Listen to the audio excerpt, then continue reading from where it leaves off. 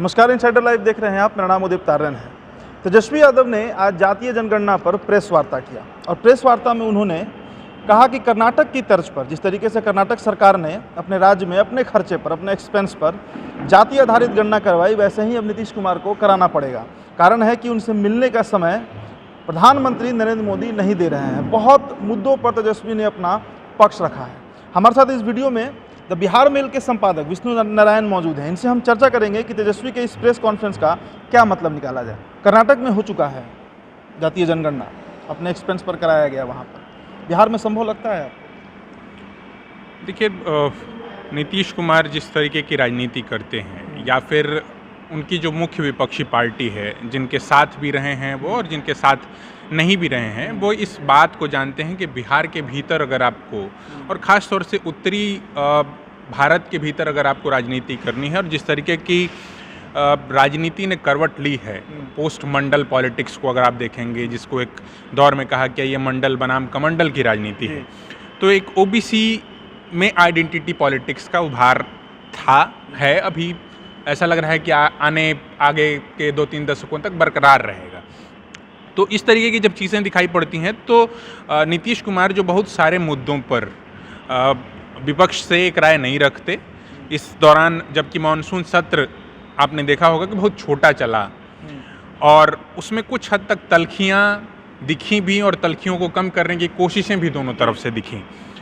जबकि आपको याद हो जो एक बजट सत्र जो इतना लंबा चला था और उसके अंतिम दिन में किस तरीके के घमासान देखने को मिला था, विधायकों की पिटाई तक हो गई, और वही मुद्दा जो है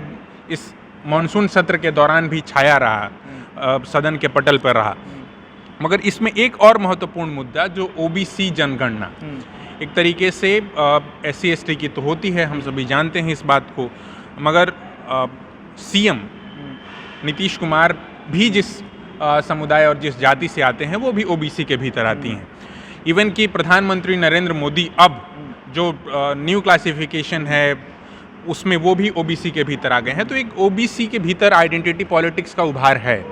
और इसको कोई भी पॉलिटिकल पार्टी जो भी ओबीसी की मजबूत राजनीति करते हैं, जैसे आप अगर देखेंगे उत्तर प्रदेश के भीतर तो समाजवादी पार्टी उस कमोबेश उसी क्राइटेरिया को फुलफिल करने की कोशिश करती है, उसी धड़े को रिप्रेजेंट करती है। बिहार के भीतर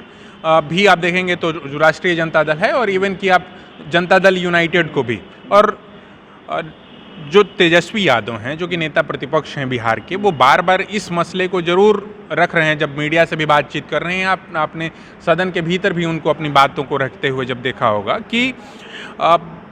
तमाम दल बिहार विधानसभा के भीतर कैसे इस एक मसले पर एक मत हैं, और ये मसला जो है हम चाहते हैं कि इस मसले को प्रधानमंत्री एड्रेस करें, और सत्ता पक्ष और विपक्ष दोनों इस मसले को लेकर के एक मत हैं। इवन कि वो भारतीय जनता पार्टी को भी अपने पाले में इस मसले को लेकर के लाने की कोशिश करते हैं। हालांकि हमने ये भी देखा कि भारतीय जनता पार्टी के कुछ विधायक, हालांकि वो MLC हैं, संजय पासवान, जब जातिगत जनगणना की बात ओबीसी के भीतर उठी तो किस तरीके से वो तख्ती लगा करके सड़क पर घूमते हुए दिखे कि जातिगत जनगणना बजाय जो है वो गरीबी की, एक तरीके से कौन गरीब है और कौन नहीं है इस बात का। तो नेता प्रतिपक्ष इस बात को समझते हैं, जिस तरीके से राष्ट्रीय जनता दल की राजनीति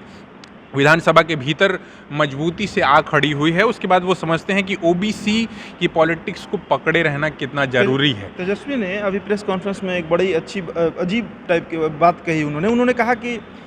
जब पारित हो रहा था विधानसभा से जातिगत आधारित गणना का बिल, तो उसमें भाजपा के विधायकों ने भी वोट किया था। मतलब कहीं ना कहीं तेजस्वी जो है वो ये बात सामने लाना चाहते हैं कि जो ओबीसी विधायक हैं भाजपा के, वो भी इसके पक्ष में है, पर चूंकि केंद्र के नेतृत्व का दबाव के कारण वो खुलकर इस पर नहीं बोल पा रहे हैं। बिल्कुल ऐसा है, और आप उदीप्त इस बात को देखेंगे जब, तो मैंने कहा कि ये पूरे बिहार की और उत्तरी भारत की राजनीति ने जब करवट ली, जब एक पॉलिटिक्स की शुरुआत हुई जिसमें प्रो ओबीसी पॉलिटिक्स करना और उसको मजबूती से पकड़े रहना एक राजनीति का एक तौर तरीका बना, तो अक्रॉस द पार्टी जो भी ओबीसी पॉलिटिक्स को रिप्रेजेंट करने वाले, ऐसा नहीं है कि आप अगर जातिगत जनगणना के सवाल पर अलग रहते हैं तो जब आप जनता से रूबरू होते हैं और जनता आपसे सवाल पूछने लगती है तो हो सकता है कि आप भारतीय जनता पार्टी के विधायक हों, भारतीय जनता पार्टी के सांसद हों और उसका एक अपना तौर तरीका है और एक रवैया है, मगर जनता का रुख हर बार वैसा ही नहीं होता। ओबीसी जनगणना के सवाल पर जिस तरीके से तेजस्वी यादव ने रुख लिया है, जो स्टांस लिया है, और उस पर आप देखेंगे कि नीतीश कुमार भी साथ हैं। ऐसा नहीं है कि नीतीश कुमार इस मसले पर उनसे कुछ अलग हैं, तो वो इस पॉलिटिक्स को समझते हैं और सिर्फ चुनाव, क्योंकि बिहार में तो हर साल चुनाव हैं, अभी विधानसभा के चुनाव खत्म हुए हैं, अभी फिर से आपको चुनाव में जाना है, पंचायती चुनाव में, उसके बाद से 2024 के चुनाव की तैयारी शुरू हो जाएगी। तो इस तरीके की तैयारियों में हर बार आपको जाना पड़ता है।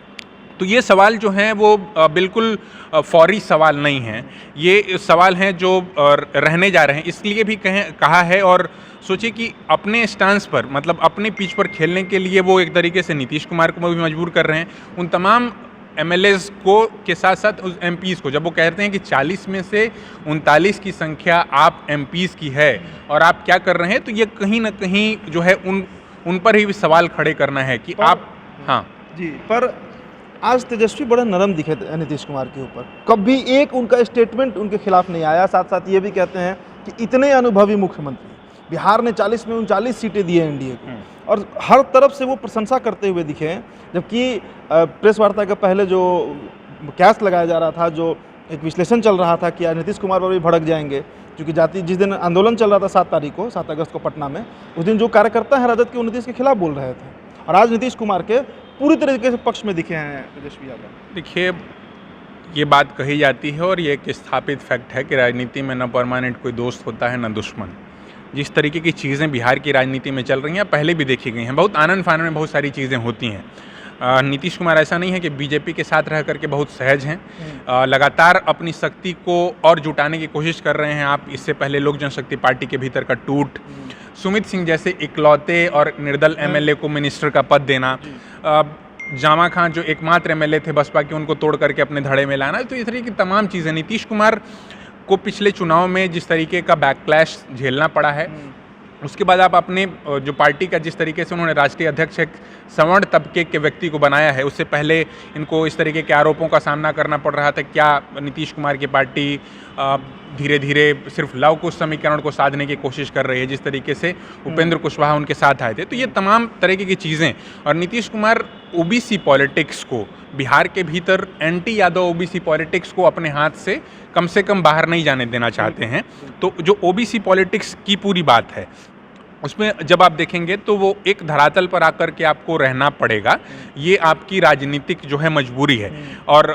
आप देख रहे रहेंगे, और ये इस बात को तेजस्वी यादव बखूबी समझते हैं कि नीतीश कुमार के साथ जाने के बाद अगर वो प्रधानमंत्री से मिलते हैं, जबकि वो कह रहे हैं कि एक तरह हम सर्वदलीय जो शिष्टमंडल होगा हमारी ओर से, जो भी एक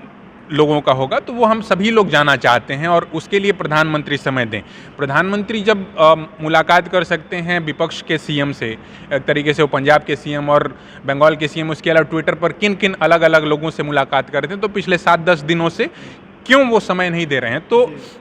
गेंद को दूसरों के पाले में फेंकने की कोशिश है। तेजस्वी को आप इस बीच अगर बीते लोकसभा चुनाव से विधानसभा चुनाव और उसके बाद देखेंगे तो तेजस्वी में परिपक्वता आई है। किस तरीके से चीज़ों को प्रेस कॉन्फ्रेंस के दौरान भी शुरुआत में बोलना है या किस बात को अंत तक खींच करके ले जाना है, और किस तरीके से सवालों को लटका देना है, और किस तरीके से किन सवालों के जवाब अपने हिसाब से देने हैं। जैसे आज भी उन्होंने बहुत सारे सवालों के जवाब नहीं लिए, इवन कि अंत में जब किसी ने कहा कि क्या कोई खफा है, मतलब जगदानंद सिंह को लेकर के, तो बोले कोई खफा वफा नहीं है। और वो इस बात को प्रेस कॉन्फ्रेंस के दौरान भी जब वो जानते थे इस बात को कि ऑब्वियसली ये सवाल आने वाला है, इसलिए भी वो बिल्कुल अंत में, और उन्होंने इस बात को भी साफ किया कि किसी भी तरीके से हम जो है जातिगत जनगणना के सवाल पर ये प्रेस कॉन्फ्रेंस की है, इसलिए जातिगत जनगणना से जुड़े ही सवाल पूछे जाएं। उन सवालों के जवाब भी दिए, मगर उन सवालों के जवाब किस तरीके से देने हैं, इस बात का जो है तैयारी बहुत बेहतर तरीके से तेजस्वी यादव इस बीच कर रहे हैं। तो जंतर मंतर में आंदोलन भी करेंगे तेजस्वी यादव अगर इसकी ज़रूरत पड़ती है, और खुला न्योता इसका दिया गया है नीतीश कुमार को। जातिगत आधारित गणना को लेकर बिहार की राजनीति फिलहाल शांत होते नहीं दिख रही है। तेजस्वी यादव ने आज प्रेस कॉन्फ्रेंस करके फिर से यह मामला को उठा दिया और फिर से यह मामला राजनीतिक गलियारों में चर्चा का विषय बन गया है। आप बने रहिए इनसाइडर लाइव के साथ। धन्यवाद।